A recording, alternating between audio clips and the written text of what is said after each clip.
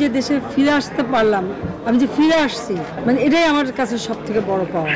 দেশে ফেরার এই তৃপ্তি শেখ হাসিনার। ঘটনাটি 17 বছর আগের 2007 সালের তত্ত্বাবধায়ক সরকারের আমলে 1/11-এর এই সময়টাতেও তার ওপর নিষেধাজ্ঞা ছিল। সেই সব বাধা পেরিয়ে তিনি যুক্তরাষ্ট্র থেকে বাংলাদেশে ফিরেছিলেন। প্রায় 1.5 যুগ পর আওয়ামী লীগের অবস্থা এখন আরো শোচনীয়। গণ অভ্যুত্থানে শেখ হাসিনা ভারতে পালিয়ে গেছেন। এমন দুঃসময়ে দলের নেতাকর্মীদের চাঙ্গা রাখতে সেখান থেকেই বলছেন, আমি দূরে নেই, দেশের অনেক কাছাকাছি আছি, যে কোনো সময় চট করে যাতে ঢুকে যেতে পারি। এবার তিনি ফিরতে পারেন কিনা সেটা অনেক কিছুর ওপর নির্ভর করছে। তবে 2007 সালে তার ফেরাটা ছিল আওয়ামী লীগের জন্য টার্নিং পয়েন্ট। কেমন ছিল তার ফেরার সেই দিনগুলো? 2006 সালের 28 নভেম্বর বিএনপি সরকারের মেয়াদ শেষ হয়, গঠিত হয় তত্ত্বাবধায়ক সরকার। তবে ওই সরকারের ভেতর নানা টানা পোড়েন দেখা দিলে 2007 সালের 11 জানুয়ারি ক্ষমতা নেয় বিশেষ এক সরকার, বাংলাদেশের রাজনীতিতে যা 1-11 সরকার নামে পরিচিত। এই সরকার ক্ষমতায় আসার পরেই আলোচিত -2 ফর্মুলা কার্যকরে নামে। -2 ফর্মুলা মানে মূলধারার রাজনীতি থেকে দেশের প্রধান দুই দলের দুই নেত্রী খালেদা জিয়া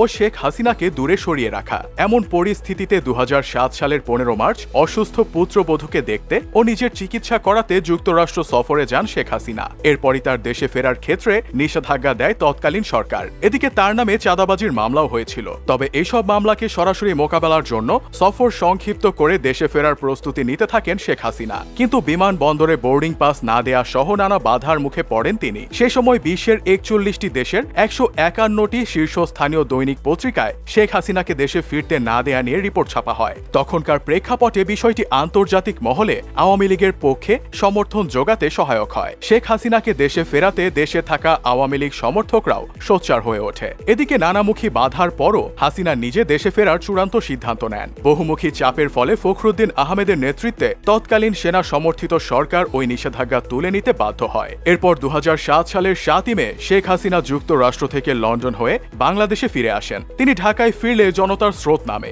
সারা দেশের নেতা কর্মীদের পাশাপাশি বহু মানুষ বিমানবন্দরে তাকে অভ্যর্থনা জানাতে হাজির হয়। এরপর ঢাকা বিমানবন্দর থেকে মিছিল শোভাযাত্রা নিয়ে ধানমন্ডির ঐতিহাসিক বঙ্গবন্ধু ভবনে যান আওয়ামী লীগ প্রধান। সেদিন পথে পথে আওয়ামী লীগ সমর্থকদের উল্লাস আর উচ্ছ্বাসের জোয়ার ছিল। অনেকেই মনে করেন দেশের গণতন্ত্রের জন্য শেখ হাসিনার ফিরে আসাটা গুরুত্বপূর্ণ ছিল। তিনি না ফিরলে আওয়ামী লীগ হয়তো অস্তিত্ব সংকটে পড়ত। তবে এই সাহসী সিদ্ধান্ত নেবার পরে তাকে আরো কঠিন সময় পার করতে হয়। চাঁদাবাজির এক মামলায় ওই বছরের 17 জুলাই ভোরে তাকে ধানমন্ডির বাসা সুধা সদন থেকে গ্রেফতার করে সরাসরি আদালতে নিয়ে যায় আইন শৃঙ্খলা রক্ষাকারী বাহিনী। আদালতে শুনানি শেষে তাকে নেওয়া হয়েছিল শেরেবাংলা নগরে জাতীয় সংসদ ভবন এলাকায় বিশেষভাবে তৈরি সাব জেলে। এখানেই তিনি কারাবন্দী ছিলেন। এমন কঠিন সময়ে আওয়ামী লীগের ঐক্য ও জনসমর্থন দুটোই বেড়েছিল। প্রায় 11 মাস বন্দী থাকার পর শেখ হাসিনা 2008 সালের 11 জুন জামিনে মুক্তি পান। পরে তিনি চিকিৎসার জন্য বিদেশে যান। এরপর নানা নাটকীয়তার শেষে দেশে ফেরার পর তার নেতৃত্বেই সেই বছরের ডিসেম্বরে